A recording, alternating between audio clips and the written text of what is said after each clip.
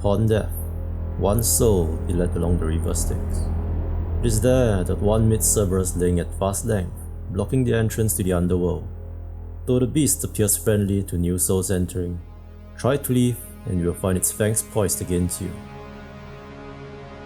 Throughout history, the gatekeeper of the underworld has been depicted in many forms. The earliest descriptions of Cerberus said it had 50 to 100 heads, but later depictions showed him with 3, furnished with a mane of venomous snakes. And in the 21st century, Cerberus is a skimpy clothed anime girl with 2 soft puppy mittens, or 3 anime girls sharing a single soul, because why the hell not? Well, surprisingly, there weren't many written memes on Cerberus despite its popularity. In this video, I'm only looking at references with honey cakes because I needed an excuse to eat them.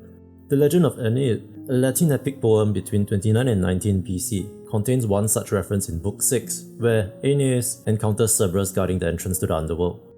Cumaean Sibyl was serving as his guide threw a loaf with honeyed herbs to Cerberus, drugging it to sleep and allowing Aeneid to sneak past. This story later gave rise to the idiom, a sop to Cerberus, meaning a bride. Separately, there is also the story of Cupid and Psyche. In Psyche's quest to the underworld, she was given the advice to carry cakes of honeyed barley in both hands and transport 2 coins in her mouth. The cakes to distract Cerberus and the 2 coins for Charon the ferryman. In ancient Greek, placing coins with the dead was practiced as part of the burial customs, called Charon's obol. Many such coins can be found in burial sites. A honey cake was also given to the deceased as part of the rituals, though whether this was specifically meant for Cerberus isn't confirmed. What we really want to know though is what exactly did this cake look and taste like? In the bakeries found in Pompeii, the ancient city buried by the eruption of Mount Vesuvius in AD 79, there is a painting of what seems like a cake, garnished with some things. So we know that for the most part, cakes haven't changed that much, not counting that everything is cake meme. As for the taste, sugar wasn't invented back then, and honey was the main sweetener used for most food. So the description of honey cakes really don't tell us that much. Here is a list of cakes, with about half of them containing honey. Well, it's all Greek to me. And when in doubt, look at other people's homework. In the game Aeginet, which by the way was the inspiration for this video, the favourite honey cakes for the Cerberus-inspired character, Keobe, look somewhat like a baklava. And while I wouldn't consider the modern baklava a cake, among its several origin stories, Placenta cake, a Roman recipe from 2nd century BC, might fit that description. In De Agricultura, a notebook dating to about 160 BC, Cato the Elder wrote this recipe. Basically, the idea is to alternate between thin layers of dough and a mixture of cheese and honey, then bake it. Though this feels more like a cheesecake than a honey cake to me. Can dogs eat cheese? Looking beyond placenta, we do know that the honey cakes in the story Cupid and Psyche is made of barley.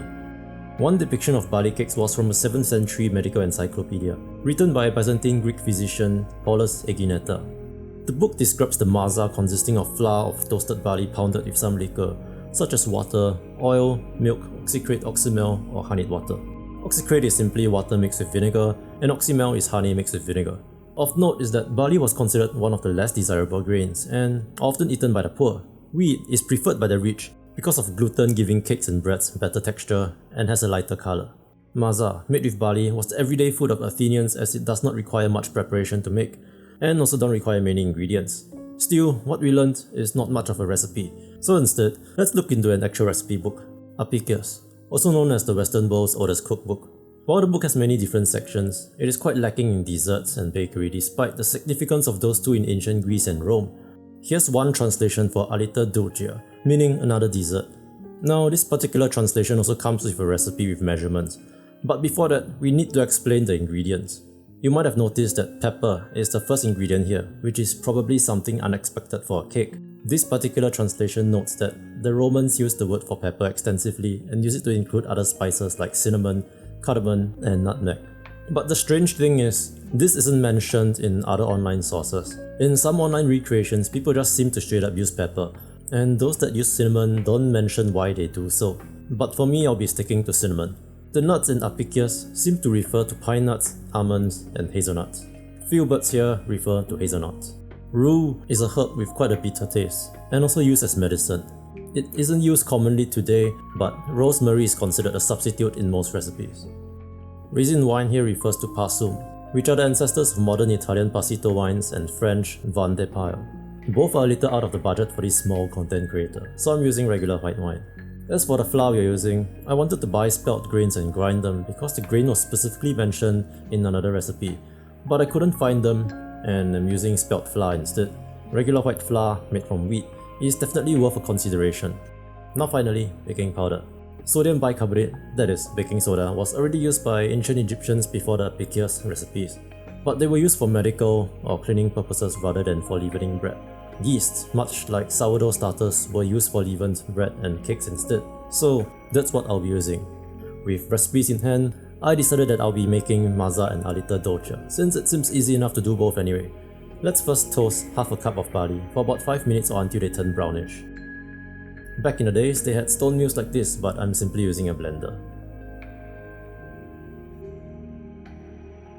Then, I mix in about half a cup of water with 3 tablespoons of honey and 2 tablespoons of olive oil. These measurements are admittedly a bit of a random guesswork based off other people's recreations, but it's better than nothing. Now mix this into the barley flour, and this should be dry enough to form shapes. My dough was a little bit wet, so I cheated here by adding a little bit more flour, just so that this had a good consistency. Then I left these to chill in the fridge for 30 minutes. In the meantime, into 1 cup of spelt flour, add 1 teaspoon of cinnamon, a 1/4 teaspoon of ground rosemary, a 1/4 cup of roughly chopped almonds, 3/4 teaspoon instant yeast or 1 teaspoon baking powder, then mix together.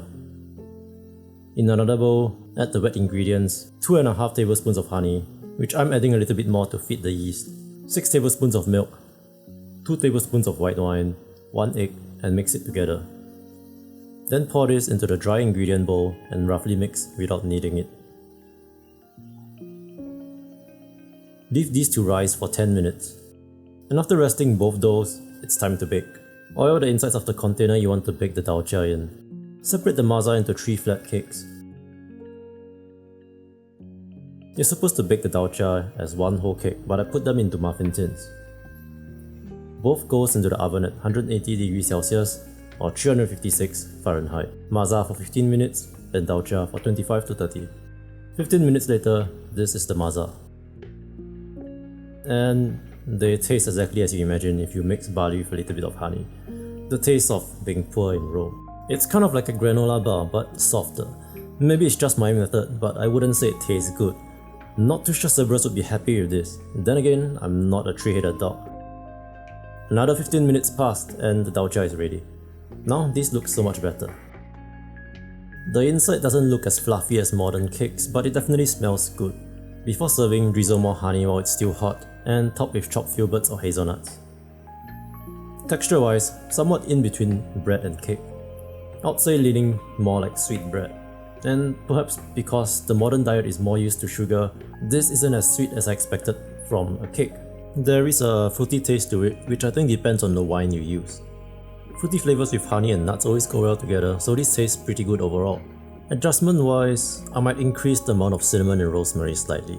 And that's the end of the video. References will be provided in the description, and this is where I once again beg for subs. If you like the video, be sure to do the YouTube thing and share the video. A lot of work goes into my videos, but the algorithm hasn't been kind to this channel thus far, and I don't really know if I'm doing something wrong with the channel or are my videos simply bad. Huge shout out to Mark, one anonymous donator, Gino, and Excel who donated to my Ko-fi page. The donations go directly back into producing even better videos.